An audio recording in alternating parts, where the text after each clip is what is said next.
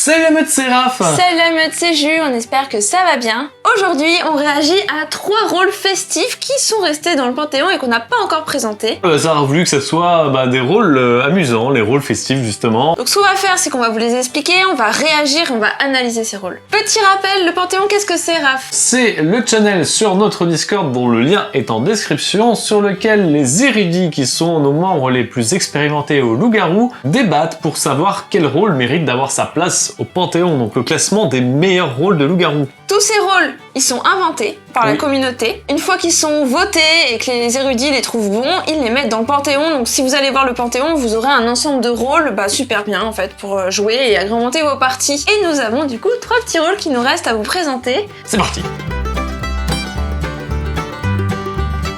Le premier rôle, c'est le lutin. Pour fêter les fêtes de Noël, rien de tel que jouer le lutin. En cette période festive, un petit lutin s'est échappé de l'atelier de notre bon vieux Père Noël. Il va ça et là et dépose des cadeaux minutieux et malicieux. À l'ouverture, les lycanthropes auront une surprise. Donc le rôle a été proposé par Nathan Le Sbire sur notre Discord, il a été voté à l'occasion de Noël par les érudits. Il se joue dans tous les modes, mais la composition est à adapter en mode obscur. Il est dans le camp du village, il doit donc éliminer tous les loups-garous, et il a une capacité particulière. Chaque nuit, le lutin peut donner un cadeau à un joueur. Si ce joueur est dans le camp du village, il ne se passe rien. En gros, il a reçu un cadeau, il est content, tout va bien. Cependant, si ce joueur est loup-garou, le MJ annoncera au village le lendemain matin qu'un feu d'artifice a été entendu dans le village et que le lutin a donc visé un loup-garou. Ce pouvoir s'estompe une fois qu'on a visé pour la première fois un loup-garou. D'accord, donc en fait c'est un peu comme une voyante bavarde pour laquelle le MJ préviendrait seulement une fois dans la partie que la voyante bavarde a trouvé un loup-garou. Et c'est annoncé du coup au village que le lutin connaît l'identité d'un loup-garou parce qu'il le sait, du coup il sait qu'il a visé Raph, il sait qu'il y a eu le feu d'artifice, donc il sait que Raph est loup-garou. Oui, c'est ça. C'est une mécanique un peu proche du montreur d'ours, mais en moins pété quoi. Moi au niveau des modes, je le mettrais pas en clair. Qu'est-ce qui va se passer? Il y a le feu d'artifice, tout le monde va savoir que le lutin connaît un loup-garou, et en fait les gens auront juste envie de dire lutin, alors tu peux nous dire qui est le loup-garou? Et même s'il a pas le droit de se dévoiler, suffit qu'il y en ait un qui dise bon moi j'accuse Raph. Et on sait direct que c'est le lutin, il se réveille maintenant tout pile après le feu d'artifice. Oh c'est bizarre. Oh là là, il s'est pas dévoilé mais voilà. C'est sûr que c'est comme je disais, un montreur d'ours en moins pété. Le montreur d'ours il peut faire ça très vite, très tôt sur 2 personnes. Là c'est pas le cas et c'est pas permanent, donc une fois qu'il a trouvé un loup-garou il en trouvera plus d'autres, donc c'est fini. C'est vrai que c'est mieux sur les modes obscurs et flow, clairement. Ouais. Oui. Après ça reste jouable aussi en mode clair si vous n'êtes pas avec des experts quoi. Oui, si tu t'en fiches de la dévo et que tu veux jouer fun et voilà. En tout cas ce rôle est vachement sympa pour les petites fêtes de Noël quoi. Il y a un petit lutin farceur qui fait des petites blagues. Il manquerait plus qu'avoir un vrai pétard pour le... Non, c'est une mauvaise idée. Mais t'imagines, t'es MJ, tu prends les petits pétards, tu sais, les petits pieds, il faut juste... Tu vois, genre les petits machins. Et en fait, au réveil, tu fais le village se réveille là. Ah oui, d'accord, tu parles de mettre des vrais feux d'artifice dans le village. Ok. Moi, ce que j'ai à dire sur le lutin, c'est un rôle qui me plaît pas mal. Ce que j'aime bien, c'est que la voyante bavarde, je la trouve trop forte. Et là, du coup, ça fait une voyante bavarde moins forte, qui est très très limitée finalement. Donc, je trouve ça intéressant. Très bien. Et on part maintenant sur le deuxième rôle, la femme araignée.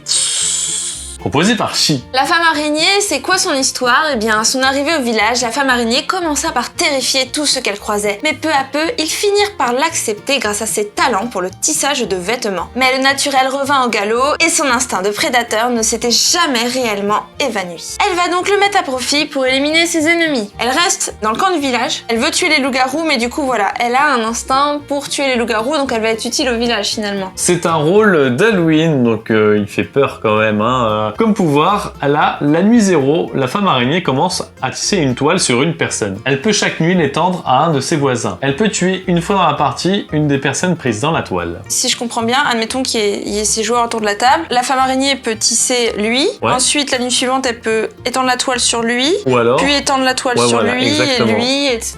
Et petit à petit elle va avoir une toile de plus en plus grande. À chaque nuit elle peut soit éliminer un joueur, soit augmenter le pool de joueurs parmi lesquels elle peut éliminer quelqu'un. Et une fois qu'elle a éliminé quelqu'un, c'est fini, son pouvoir disparaît. Plus de venin, donc elle peut toujours tisser des toiles pour faire joli quoi. T'imagines genre la condition de victoire, soit tu tues les loups-garous, soit t'as tissé la toile sur tout le monde et du coup c'est joli et du coup on a tous gagné. On a tous gagné. Non mais j'imagine un truc à la con. Ça ressemble au blob après. Non mais en tout cas c'est plutôt cool. On peut choisir, on peut avoir un peu de contrôle mais pas trop. On peut pas tuer n'importe qui sur un coup de tête. Ça se fait forcément dans la préparation. L'engagement en début de partie nous limite dans le reste de la partie. Mais tu vas t'engager sur finalement toujours les mêmes joueurs. Hein. Tes potes que tu sais les plus dangereux, bah forcément en nuit 0 tu vas vouloir viser tout pile le pote hyper dangereux. Et puis après tu vas étendre la toile aux autres loups. Au fur et à mesure que tu sens qu'il est innocent, tu vas mettre la toile plus loin quoi. Mais du coup je pense que ceux qui seront tissés seront un peu toujours les mêmes. À voir. En tout cas, c'est un rôle que je trouve vraiment cool. Un rôle sur la thématique d'Halloween en plus, donc qui est une fête que j'apprécie particulièrement. Et on part du coup sur le troisième rôle, le trompe-la-mort. Voyons voir le RP du trompe-la-mort. Aujourd'hui, à l'aube, un cadavre a été découvert sur la place du village. En le dépouillant, on s'est aperçu qu'il portait un masque afin de dissimuler son identité. Donc on est face à un villageois qui gagne évidemment si tous les loups sont éliminés. Se joue dans tous les modes. Ce rôle a été proposé par Jamagong et étant donné que c'est un personnage qui utilise un masque, je me suis dit que ça en faisait un rôle particulièrement bien pour Carnaval. Et vu qu'on est en plein dedans en ce moment, bah autant en profiter et dire que c'est un rôle de Carnaval.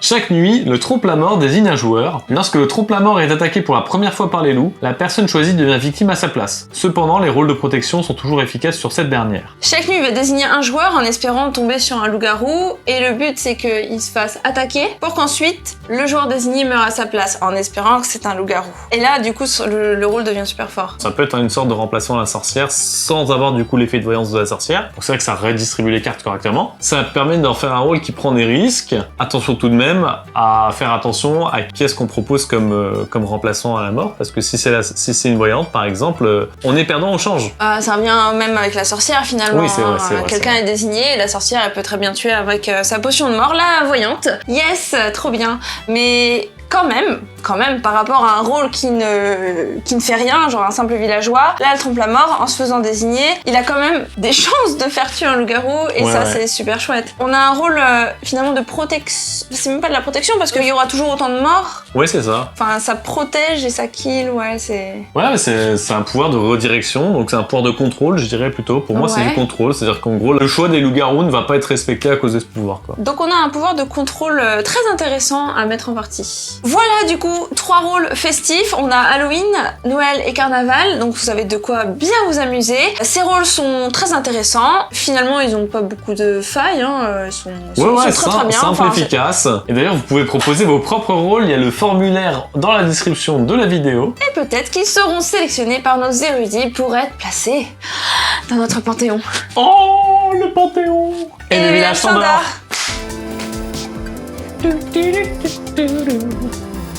Da da da da da da da da da da.